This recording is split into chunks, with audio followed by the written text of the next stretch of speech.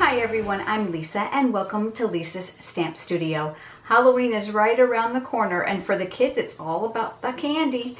So today I'm going to show you a really cute candy favor. It can be used not only for Halloween but for a multitude of uses. It uses the new square pillow box die and it is cute, isn't it? Super easy to construct. Remember, all the products are available in my online store, and guess what? I started online classes. I am offering studio stamps in the mail that are exclusive to Lisa's Stamp Studio. The designs are my own, and you're going to get a stamp set. And there are no subscriptions necessary. In addition to that, in the online classes link of my blog, you'll also find project PDF tutorials that you can purchase for just a minimum price. There includes a series of pictures as well as step-by-step instructions to recreate those really awesomely fancy folded cards and punch art projects. So head over there and check them out. Let's go stamp. Here's a close-up of the project we're going to be creating today. Remember, all the dimensions are on my blog, so head over there in case you need them and don't catch them in the video. This is a piece of Happy Haunting Designer Series paper. I cut it 6 by 6. You can probably get by with a little bit less, and like all the designer papers, they are double-sided, so you can choose which side you like. The one great thing about the Stampin' Up! Holiday designer paper is that one side lends credence to the holiday it's on. This one's Halloween, of course, and the other one is generic. You can use it all year round. I also have a piece of 6 by 6 basic black cardstock. So I'm going to put the right sides together. Now you're probably asking me why. If in fact you have something that has a direction or a pattern, that's going to be important as you go and die cut the box in the Big Shot. I think you'll get a better understanding of that in a minute.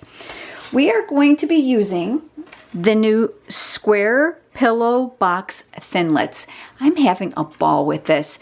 Not only do you get the die for the actual box, but there's all kinds of fun little accessories in here to decorate the box.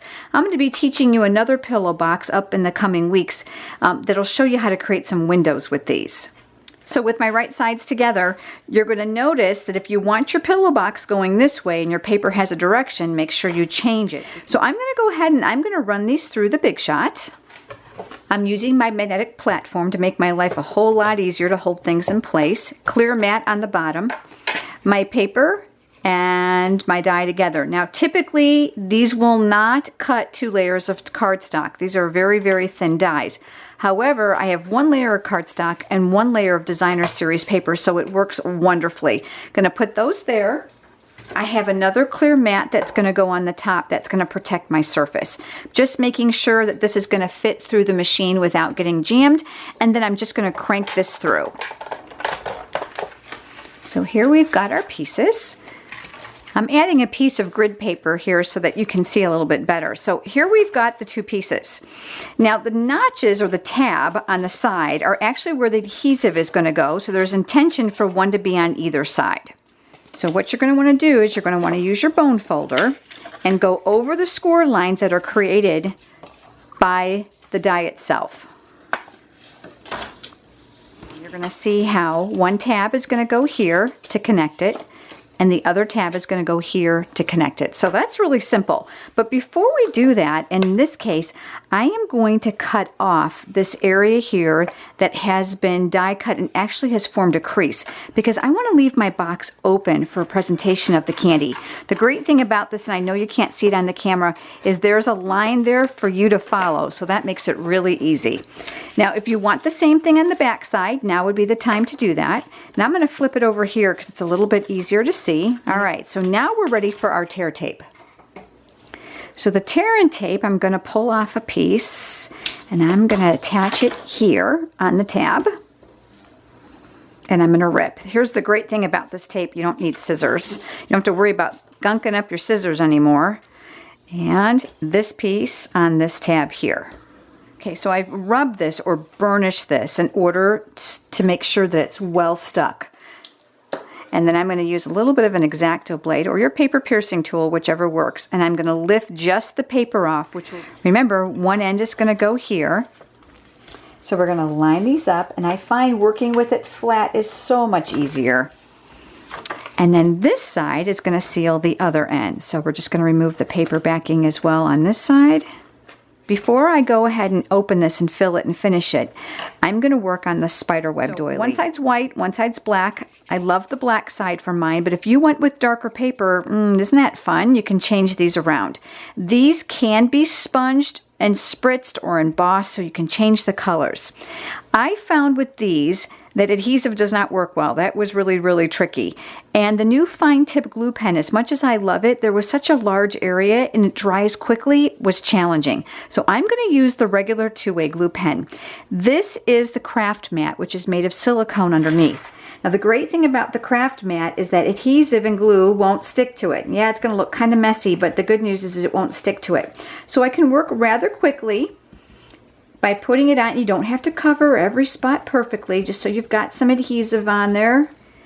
I'm going to move this to the side. I'm going to give this a little pinch in half, and I'm going to put it on this side of my box, and then I am going to fold. Okay, and then I'm going to press this in place, front and back, and just give that maybe a second or two to dry. It's real tacky, so it dries really quick. So now we've got our spider web. Let's talk about the bottom. Again, the die does score it for you. You're going to need to go around and pinch it because it is on a curve. And I'm sure that's difficult to see in the video, but there you go. This is meant to be interlocking, so which means one end is going to go in and one end is going to go out, just like that. That creates a really nice sturdy bottom for your box. Now let's do the tag. I'm using basic black ink. This is the new archival ink. I'm totally in love with it because it's so nice and black. This stamp set is good to the last bite, which isn't that just fitting for candy? And I'm using the note tag punch, which is designed specifically for this image. Gotta love that. And I'm gonna punch that out. Now this stamp comes from the stamp set called Merry Everything. Great buy because you've got just a generic tag and then your other holidays are included. So don't overlook that in the annual catalog. I wanted to add a little bit of an accessory and I really struggled with what, and I decided I'm going to use this. This is the Tangelo Twist striped cotton ribbon. Ooh, I'm loving this, and it's beautiful and colored and stitched on both sides. So I cut myself 2 inches.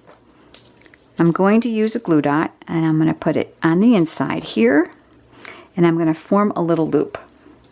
And I'm going to use another glue dot here, and this is going to get tucked behind my tag. So you can extend this as far as you'd like.